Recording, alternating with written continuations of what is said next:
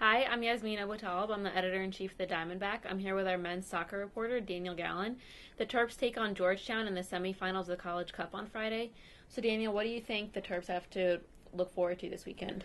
I think they really need to focus on their consistency. They've played really well ever since winning the ACC championship against North Carolina about a month ago. Um, every game in the NCAA tournament so far, they've just looked better and better. And against Louisville last Saturday, it really looked like a complete performance from front to back. And if they win, they'll either take on Indiana or Creighton, and each of them has interesting storylines. Can you talk a little bit about them? Indiana's coming out of the Big Ten, so there's the obvious Big Ten storyline that everyone would, sort of point to. But when Coach Sasser Swarovski took over Maryland in the or in the early '90s, Indiana was sort of the power. He went to school in the Midwest, so he knew them. He knew of them. They won the second most national titles of any college, and so I feel like their school he looks up to. Maryland's never beat them, and I feel like that's something that if he had the opportunity, he'd really enjoy that.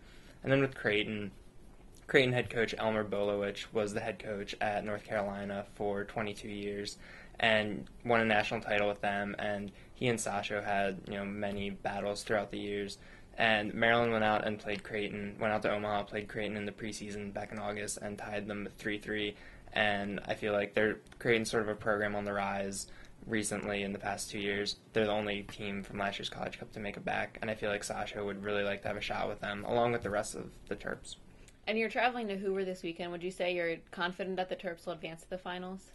I think based on how they looked against Louisville and Coastal Carolina, that they have a legitimate shot at the title. And I feel like this team, they just look really, really determined, and nothing phases them. I haven't seen anything phase them in a while. I feel like their heads are in the right places, and they just look really good. Thanks for joining us. Daniel will be in Hoover this weekend, so check the Diamondback all weekend for updates on the tournament.